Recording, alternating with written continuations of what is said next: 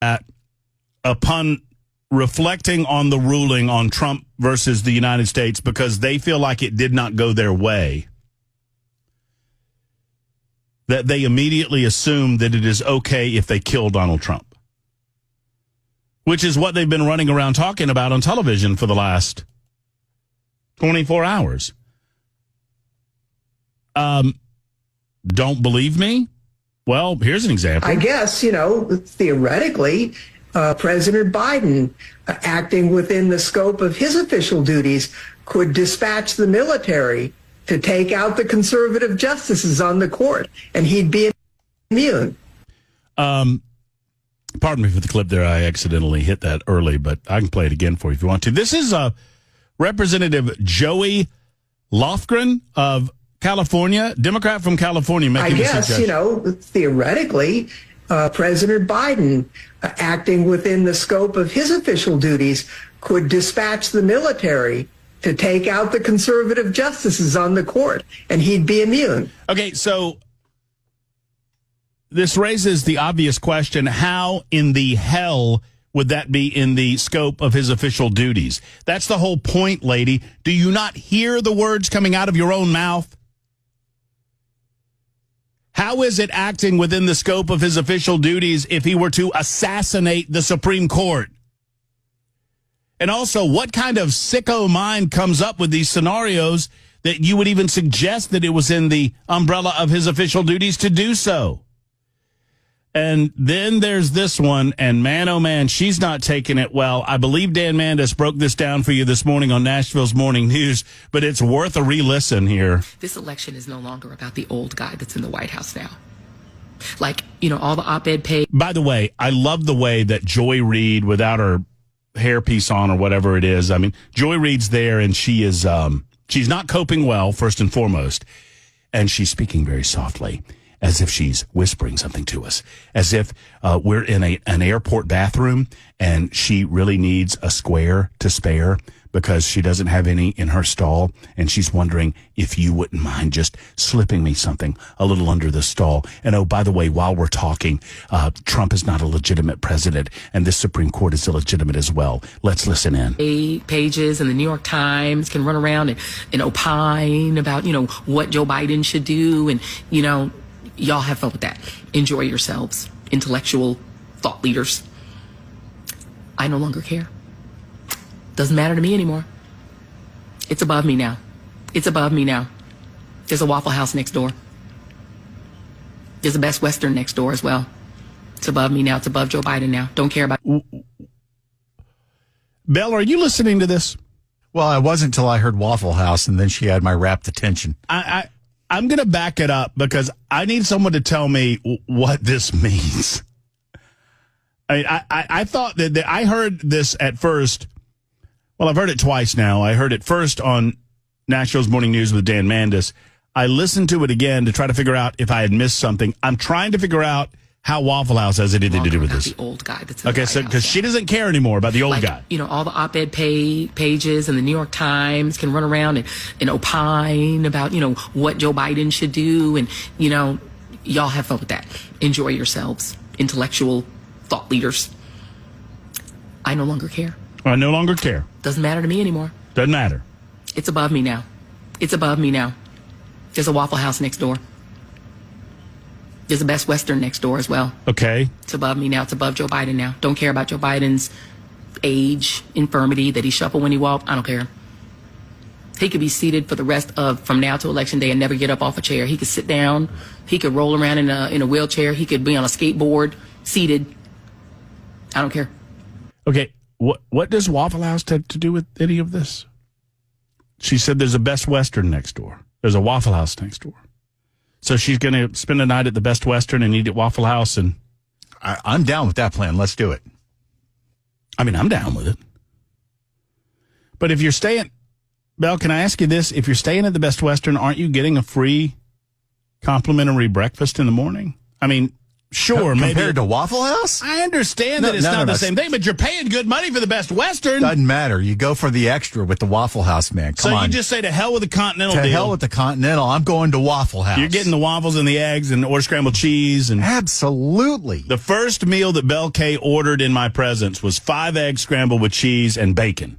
Double bacon, extra crispy. Double bacon, no hash browns, no bread, please. Thank you. There you go. And I knew, I said, this is a guy who knows what he likes, and I appreciate that. Also, it's disgusting. It's gross. How many of those did you serve in your lifetime, sir? Man, a lot of them. Boy, oh boy. Order scrambled cheese. Order scrambled cheese plates. Got a smoke the cover chunk top dice. Donald John Trump cannot be allowed back into the White House. Because if you combine that madman with this court, 2 of whose members are insurrectionists one of whom flew an upside-down flag at his home and blamed it on his wife, who's also crazy. The other of whom's wife literally was part of the insurrection, and they ruled literally put themselves part. in the Leonard Leo 6. They went ahead and ruled on this with no shame. You combine this court. By the way, you take away those 2 people, and they're still winning 4-3. But 2 of whose members are going to immediately resign and put 30-year-olds in there, including probably the guy who wrote the opinion in the Beaters case, meaning that Beaters should be able to get machine guns, which, by the way, they have now arrogated to themselves the power to decide all federal rules. Everything, whether your plane that you fly in is safe, how much carbon can be in the atmosphere. By the way, what is she talking about?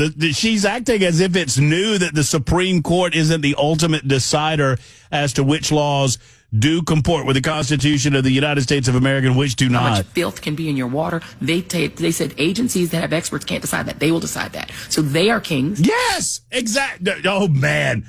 Joy Reid can't handle it all. What with the Trump case and the Chevron case, oh, my goodness. Liberals cannot handle the idea of fairly losing in a court. And they always had the Supreme Court to back them up, at least during the entirety of my youth, up until Donald Trump. If nothing else, we thank Donald Trump for the court. And I understand Amy Coney Barrett is a little bit of a disappointment, but regardless of that, Kavanaugh and Gorsuch, in their own ways, they are solid. They, not all the time, but most of the time. And in this case, certainly. And Trump is king. You put him in the White House, combined with this court and a Republican House and Senate, we're done, y'all. We're done, y'all. All the rights that were won in the 20th century, the hard-earned rights of women, laborers, workers, the rights of children. Remember, child labor used to be legal. The rights of black folks, forget that. The rights of... This human being makes a lot of money on a major national network, and I know that we don't watch it, but Joy Reid is mentally, if she believes, she either doesn't believe this, which indicates that she's a shyster, or she believes it, and I'm sad to tell you that she is mentally insane. She claims that the goal of all of this is to roll back women's rights, black rights, child labor laws. So we'll have 12-year-olds working in the factories again. That doesn't happen in a constitutional republic. That doesn't happen in a place that believes in freedom and liberty and fair-minded and fair play regulation over business practices. That does happen in places where government takes over the means of production. Do you know where you see child exploitation in the world right now? In places where the government controls the means of production. What is that? That is socialism or communism or fascism. Well, fascism allows private means of production to continue, but they take over the profits. The only places around the world in which you see child labor issues or discriminatory practices along the lines that Joy Reid is talking about, you see those in socialist or communist countries. What do the Democrats want to transform the United States of America into, if not a socialist country? Laborers, workers, the rights of children. Remember, child labor used to be legal. The rights of black folks, forget that. Forget the rights that. Of non-white immigrants, forget that. All of the 2010, they are trying. No, you notice she said non-white immigrants. Forget that. I don't know.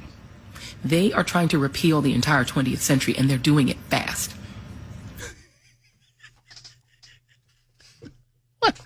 What? A few Supreme Court rulings that liberals don't like, and we're trying to repeal the entire 20th century. Hey, wait. Bonus. If we repeal the 20th century, that's good for climate change. Huh? Joy? What do you think? They are trying to repeal the entire 20th century. Yeah, good for climate change. Between them and these crazy Republican governors, they are repealing the American century, the 20th century, because they don't like it and they want back the 19th century. The century when super rich white men, unchecked and untaxed, amassed great wealth, passed it down with no taxation to their descendants and pretended that they had earned it on their own, that they were just masters of the universe. They want that era back. Rockefeller. Yeah. They think that the 20th century was an abomination and they are dismantling it. They're coming for every single one of our rights. They're not done. They're not done. Who believes in elected government more than the people that believe that those elected should be making the decisions about how our government operates? On the Chevron decision, which is something that is sticking in the craw of liberals and they can't quite figure out how to spin it, the Chevron decision simply says this: that unelected bureaucrats cannot supersede elected officials in making and determining what the law says and doesn't say with regard to how it's applied to the American people. That's all it says. That it is up to the elected officials to make the determination as to what the law does or does not say. And that you cannot use unelected bureaucracy to shield yourself, if you are a Democrat, from scrutiny within the courts with regard to what the law says and what the law doesn't say. That's all. It is right-sizing of government. It is shrinking the size and scope of government. It's giving less power to Washington, D.C. and more power to you and to me. And Joy Reid can't handle it. If you love having your freedom, having the freedom for contraception, LGBTQ rights, that's going too. If you don't think they're coming for Obergefell, if you don't think they're coming for all these rights, then you are delusional. They're coming for all of it. You're delusional, the 20th everybody. Century. They are repealing the 20th century. This ain't about Joe Biden anymore, y'all. It ain't about his policies. There are a lot of them I disagree with. There's a lot of them I disagree with deeply, morally. Oh, well, there's a revelation. We're 3 minutes into this little mentally disturbed diatribe, and she's saying something that I didn't know, that she morally disagrees with a lot of 20th century. A lot. This ain't about Joe Biden. Listen anymore, to this. y'all. A lot. It ain't about his policies. There are a lot of them I disagree with. There's a lot of them I disagree with deeply, morally. But it's not. It's above me now. It's above him now. You cannot allow Republicans to control the White House, the House, and the Senate, and the Supreme Court, and all of these states. You're now voting for your life. You must vote. Listen to Taraji P. Henson, y'all. Project 2025. They've now just implemented it from the court. Mm-hmm. You don't even need it now. You have this court, plus Trump, plus the House, plus the Senate, plus all these states. Y'all better vote for your lives in November.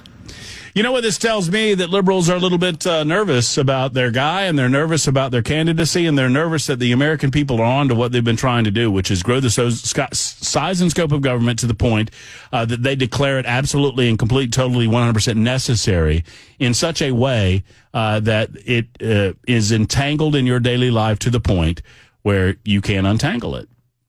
And it's at that point that they begin rescinding your rights. They tell you what they want to do by declaring it's something that they hate. They love the bureaucracy. They love the big government state. They love overspending. Look at what Joe Biden did earlier today with this heat.gov nonsense. They love it all.